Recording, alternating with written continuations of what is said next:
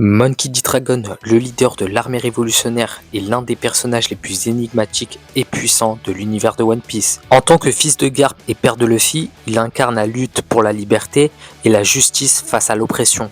Dragon se dresse contre le gouvernement mondial et son mystérieux leader, Imu.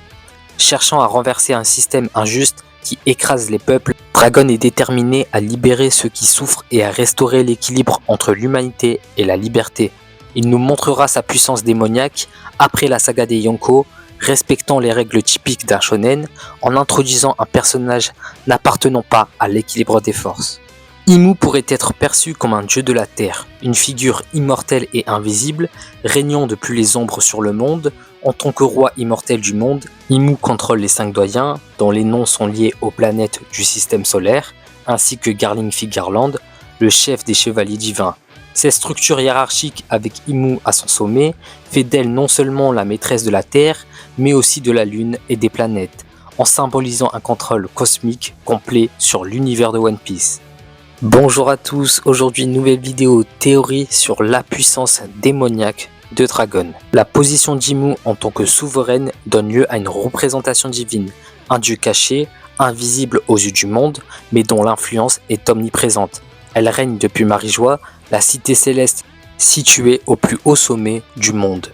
Cette position géographique renforce l'image des dragons célestes comme étant des êtres divins vivant littéralement dans le ciel, au-dessus des mortels. Les dragons célestes en tant que descendants des fondateurs du gouvernement mondial sont eux-mêmes perçus comme des dieux sur terre. Ils vivent dans un luxe absolu à Marijois, une ville isolée dans le ciel, déconnectée des souffrances et des réalités du monde. Ils se considèrent comme des êtres supérieurs, des divinités vivantes, et traitent les humains comme des esclaves. Leur puissance se manifeste à travers l'immense contrôle, à travers les institutions telles que le gouvernement mondial, les séraphins et surtout les chevaliers divins. Dragon est le dragon de l'Apocalypse. Il n'est pas un dragon céleste et divin, mais terrestre et rejeté des cieux. Le dragon biblique à 7 têtes qui se révolte contre Dieu pourrait ici correspondre à Dragon, qui se rebelle contre l'autorité oppressive d'Imu et du gouvernement mondial. Le fait que Dragon incarne la rébellion contre les forces divines établies est un reflet direct de ce que représente le dragon dans la Bible. Un être puissant mais déchu qui cherche à bouleverser l'ordre établi pour imposer son propre pouvoir. L'archange Michel est l'une des figures les plus puissantes et importantes dans la tradition biblique. Son titre d'archange, qui signifie chef des anges, apparaît toujours au singulier, ce qui indique qu'il est le seul à porter ce titre. Michel est un guerrier céleste, décrit comme le protecteur du peuple de Dieu. Il est appelé le grand prince qui défend ton peuple.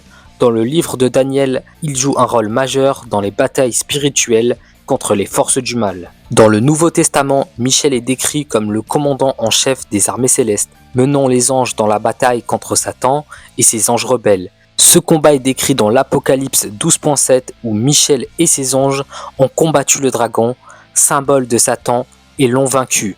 Jetant le dragon et ses sbires hors du ciel, il est montré en armure, brandissant une épée, terrassant un dragon. Les anges dans la Bible sont des êtres spirituels créés par Dieu pour le servir. Ils sont chargés de transmettre ses volontés aux hommes. Ils sont aussi des guerriers célestes qui luttent contre les forces du mal. Les anges sont des protecteurs, des croyants et des gardiens de l'ordre divin. Michel, en tant qu'archange, occupe la place la plus élevée dans cette hiérarchie et il est vu comme le protecteur de l'humanité contre Satan et ses tentations.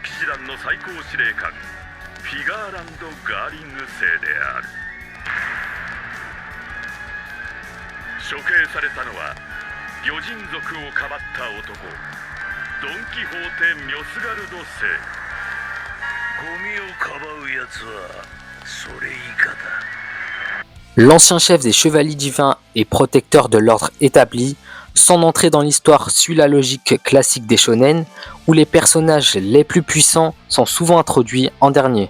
Les Gorosei ont montré un niveau de puissance élevé, surpassant même Kizaru lors de la bataille contre Luffy. Si Garling avait le même niveau et qu'il dispose en plus de pouvoirs conférés par Imu, cela ferait de lui une force encore plus redoutable. Comme Michel dans la Bible qui combat Satan, Garling représente le champion divin prêt à défendre l'ordre céleste. Face à Dragon et ses idéaux de rébellion, Garling pourrait bien être l'adversaire ultime, portant non seulement la puissance des chevaliers divins, mais aussi un pouvoir supérieur qui pourrait assurer sa victoire. Les séraphins représentent dans la Bible la protection divine. Ils devaient donc protéger le bien, sauf qu'ils protègent le mal, le démon Imu. Là on aurait un parallélisme où le dragon démoniaque qui crée l'apocalypse serait dans le camp du bien. On aurait donc une inspiration divine pour le camp du gouvernement mondial et une inspiration démoniaque pour les révolutionnaires. Un dieu dans de nombreuses mythologies et traditions religieuses est souvent vu comme un créateur suprême, un être tout-puissant capable de façonner des éléments et le monde qui l'entoure. Par exemple dans la Bible, Dieu crée la terre, les cieux et tout ce qui existe. Il est également celui qui peut choisir de détruire et de rebâtir. Comme avec l'épisode du déluge et l'arc de Noé, où il décide de purifier le monde pour repartir sur des bases nouvelles. Ce rôle de créateur et destructeur symbolise l'autorité absolue qu'un dieu détient dans son domaine. Dans le cas de Luffy, nous ne connaissons pas encore toutes les capacités de son fruit du démon lié au dieu soleil Nika. Il est possible que comme un dieu, il possède des pouvoirs de création ou d'influence sur son environnement, le soleil. De la même manière, Imu pourrait être liée à la Terre. En tant que créatrice, si Imu est le dieu de la Terre, elle pourrait dans son rôle divin non seulement créer la Terre et aussi influencer sa destruction. Dans les mythes où les dieux peuvent anéantir des civilisations entières, dans l'univers de One Piece, cela signifierait qu'Imu aurait un pouvoir écrasant sur tout ce qui est lié à la Terre, un élément fondamental et vital. Aramaki, bien qu'il possède un pouvoir lié à la nature, ne représente pas la grandeur ou l'autorité divine qu'on attend d'un véritable dieu. Un dieu de la forêt, par exemple, serait capable de créer la vie végétale, de dominer la nature et non d'agir avec lâcheté ou soumission. Aramaki s'est fait humilier par Shanks le Roux, un véritable dieu incarne la puissance absolue, la maîtrise totale de son élément, sans montrer de signes de faiblesse.